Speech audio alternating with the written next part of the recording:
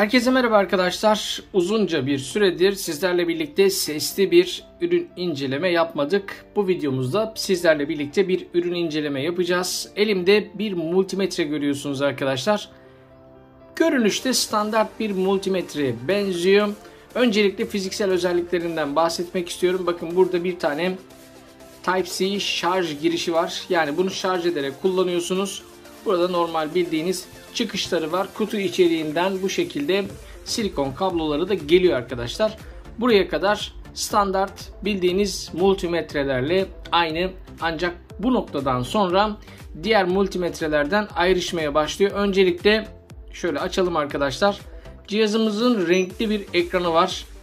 Şöyle gösteriyorum. Gördüğünüz gibi renkli bir ekrana ve dokunmatik bir ekrana sahip arkadaşlar. Buralardan dokunarak multimetremizin modları arasında geçiş sağlayabiliyorsunuz. Yine otomatik olarak da sizin ölçmeye çalıştığınız materyali, bileşeni algılayarak buna göre kendini ayarlıyor arkadaşlar. Yine şurada bir osiloskop var, fakat bu tür cihazlarda osiloskopların çok verimli olmadığını, ancak size yaklaşık olarak bilgileri verebileceğini bilin. Çok fazla özellikle hassas ölçümlerde bu tür cihazların osiloskoplarını çok fazla önermiyorum arkadaşlar. Cihazımız ana hatlarıyla bu şekilde, gördüğünüz gibi batarya seviyesi de burada gözüküyor. Ancak bu noktadan sonra multimetremiz ayrışmaya başlıyor. Hemen arkasını çevireceğim. En güzel özelliğini en sona sakladım. Bakın buradan bir tane termal kameraya sahip. Diğer multimetrelerde bu özellik yok arkadaşlar. En azından ben ilk kez bu multimetrede bunu gördüm. Şurada küçük bir termal kamerası var. Bu kamera üzerinden ortamdaki değişik sıcaklıkları ya da bir anakarttaki arızalı bileşeni ısısından yakalayıp bulmak istiyorsanız oldukça işinize yarayacak bir termal kameraya da sahip.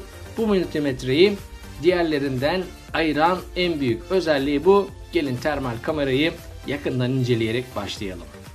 Bu cihazın diğer multimetrelerden çok bir farkı olmadığını başta söyledim. Oldukça geniş bir skalada ölçüm yapmasının dışında arkadaşlar, diğer multimetrelerle yapabildiğiniz her şeyi bununla da yapabiliyorsunuz. Farklı olarak şarjlı, dokunmatik ekranlı ve renkli bir ekrana sahip demiştik. Ancak termal kamera özelliğiyle diğer multimetrelerden ayrılıyor arkadaşlar. Buradaki tuşa basarak termal kameraya geçiş yapıyorum. Bakın şu anda elimi termal kamera üzerinden görüyorsunuz. Şu anda elimin farklı sıcaklıklarını da yine görebiliyorsunuz. Bakın şuradan bu sıcaklık bilgilerine de ulaşabiliyorsunuz. Termal kamera özelliğini göstermek için arkadaşlar şu an havyamı kameranın görüş açısına alıyorum. Bakın uç kısmı şu an ısınmış durumda. Buradaki noktayı sıcaklığın üzerine getirerek ölçümde yapabiliyorsunuz arkadaşlar. Tam değeri göstermiyor, ancak yaklaşık olarak size bilgi veriyor. Şu an havyam 360 derece diyor. Ancak termal kamera üzerinden de 304-305 derecelik bir sıcaklık okuyorum. Yaklaşık olarak doğru kabul edebiliriz arkadaşlar. Dediğim gibi özellikle kartlar üzerindeki hangi bölgenin ısındığı, hangi MOSFET'in ısındığı ya da hangi bileşenin arızalı olduğunun tespitinde oldukça işinize yarayacak bir cihaz. Şu an evimde kullandığım, solar sistemle birlikte kullandığım akıllı inverter'ımı görüyorsunuz arkadaşlar. Bu inverter'daki sıcaklık dengesini görmek için bakın şu şekilde bakıyorum.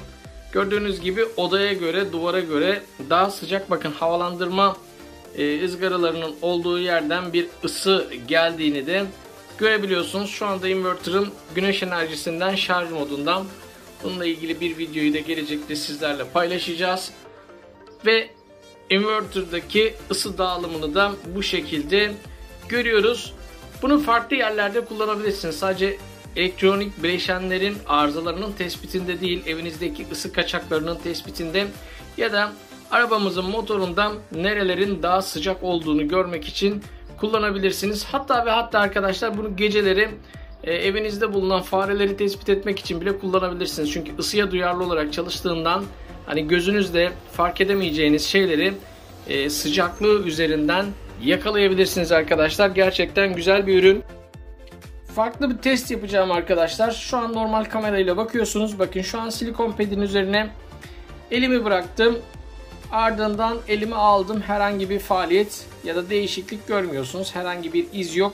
Bakın aynı noktaya şimdi termal kameramızı açıp tekrardan bakalım. Sıcaklık izlerinin kaldığından bahsetmiştik. Bakın gördüğünüz gibi elime aldığım yerdeki sıcaklık hareketlerini görebilirsiniz. Bakın normalde herhangi bir iz yok.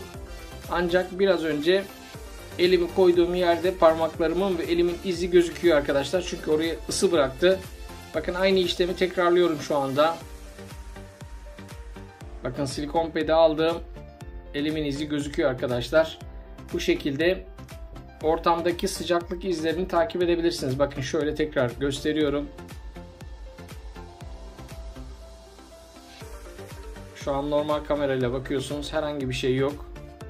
Termal kamerayla baktığımızda ise buradaki sıcaklık izleri silikon pedin sıcaklığı oda sıcaklığına dönüşünceye kadar gözükmeye devam edecek. Gerçekten ilginç bir ürün. İsterseniz bu ürünü kullanarak bir de arabanın motoruna ve klimasına bakalım nasıl tepkiler gösteriyormuş. Şu an arabanın içerisindeyiz ve termal kamerayla torpidoya bakıyorum arkadaşlar. Şöyle göstermek istiyorum. Bakın şu an aracın teybi daha kırmızı ve sarı tonlarda gözükürken çalışmakta olan klimanın, bakın klimadan buradan şu anda serin hava geliyor. Şöyle gösteriyorum. Şu anda klimayı en düşük sıcaklığa aldım ve buraların ise mavi tonlarda ve siyah tonlarda gözüktüğünü görebilirsiniz. Bakın aracın içindeki ısı dağılımını bu şekilde kameramız üzerinden görüyoruz arkadaşlar. Bakın şuradaki havalandırma çıkışından serin havanın nasıl çıktığını görebilirsiniz. Şöyle aracın içindeki ısı dağılımına bakabiliriz arkadaşlar. Farklı şekillerde sıcaklık dağılımını görüyoruz. Bakın burada farları yaktığım anahtar ısınmış. Mesela bunun sıcaklığını da yine termal kamera üzerinden görebiliyoruz. Şöyle göstereceğim arkadaşlar. Bakın burada bir sıcaklık var. Muhtemelen aydınlatmadan kaynaklı. Bu ısıyı da yine aynı şekilde görebiliyoruz. Ama termal kamerayla aracın motor bölümündeki ısı dağılımına da şöyle bir bakalım arkadaşlar. Şöyle gösteriyorum. Özellikle turbonun olduğu bölümdeki sıcaklık farkını görebilirsiniz. Klima çalıştığı için bakın klima boruları soğuk olarak mavi ve siyah tonlarda gözüküyor. Yine bakın motorun farklı noktalarından farklı sıcaklık dalgaları da yayılıyor. Normal gözünüzle baktığınızda bunu ayırt edemiyorsunuz, ancak termal kamerayla baktığınızda bunlar daha net bir şekilde ortaya çıkıyor. Bu cihazın en büyük özelliğinin termal kamera olduğunu söylemiştik. O yüzden termal kameraya daha fazla yer verdim arkadaşlar video içerisinde. Yine voltaj ölçümü içinde şu şekilde göstermek istiyorum arkadaşlar. Şu an enerji bağlantısını yaptım. Ayarlı güç kaynağım üzerinden gerilimi değiştirdiğimde yine multimetre üzerinden de gerilim değişiyor. Gerçekten güzel bir ekranı var arkadaşlar. Kullanışlı bir ekranı var. Yine buralardan diğer modlara da alabiliyorsunuz arkadaşlar. Dokunmatik bir ekrana sahip olduğunu sizlere söylemiştik. Burada da yine basitleştirilmiş bir ekranımız var. Bu şekilde ana hatlarıyla gösterebilirim. Burada ise arkadaşlar multimetrenin ayarları var. Yine multimetrenin kendine ait de bir hafızası var arkadaşlar. Ekran görüntülerini alabiliyorsunuz. Yine buradan diğer modları, USB modu ve diğer ayarlarını da görebilirsiniz. Multimetrenin dil ayarında arkadaşlar İngilizce ve Çince olarak ayarlayabiliyorsunuz. Yine otomatik kapanma süresini buradan ayarlayabiliyorsunuz arkadaşlar. Sistem açıldığında multimetre olarak mı yoksa kızılötesi kamera olarak mı açılsın, bunu da buradan ayarlayabiliyorsunuz. Dediğim gibi oldukça kullanışlı ve kullanımı basit bir cihaz. Buradan cihazı istediğiniz gibi ayarlayabiliyorsunuz. Ayarlı güç kaynağımın kapağını açtım ve şu anda devre anakartını görüyorsunuz arkadaşlar. Termal kamerayla şu an devreye herhangi bir yük bağlamadım. Boştayken hangi devre elemanının ve buradaki kartın hangi noktasının daha fazla ısındığına birlikte bakacağız. Arızalı bir kart olsaydı arızalı parçanın bulunması bu termal kamerayla daha kolay olacaktı arkadaşlar. Şu anda gördüğünüz gibi Şuradaki kondansatörlerin olduğu bölümün arkası daha fazla ısınıyor arkadaşlar. Buradan görebiliyorsunuz, bakın. Daha açık renklerle gözüken yerler daha sıcak yerler.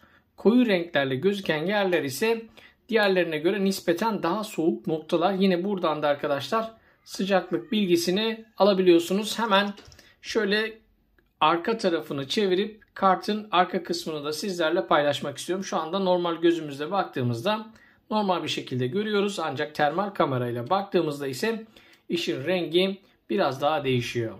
Kartın şu an ayarlı güç kaynağının kartının arka tarafı var ve buradaki taş dirençlerimize birlikte bakıyoruz arkadaşlar. Termal kamera üzerinden baktığımızda taş dirençlerin daha fazla sıcak olduğunu görebilirsiniz. Yani kondansatörlerin olduğu bölümü buradaki taş dirençler ısıtıyormuş arkadaşlar. Şöyle gösteriyorum. Yine şuradaki giriş bölümünde de bir ısınma var. Şu kısımda da termal kamera üzerinden bu gözüküyor arkadaşlar. Yine kart üzerinde yine iki noktanın da ısındığını görebilirsiniz. Böylece bu multimetremize, bu cihazımıza ait incelememizi tamamlamış olduk. Cihazı satın almak isteyenler ya da meraklıları için videonun açıklamalar kısmında satın alma linkine ulaşabilirsiniz. Gerçekten kullanışlı bir multimetre. Multimetrenin özellikle termal kamera kısmına fazlaca değindim arkadaşlar. Bu multimetrenin en büyük özelliği bu. Böylece inceleme videomuzu tamamladık. Bir sonraki videomuz ve projemizde görüşünceye değin. Şimdilik hoşça kalın.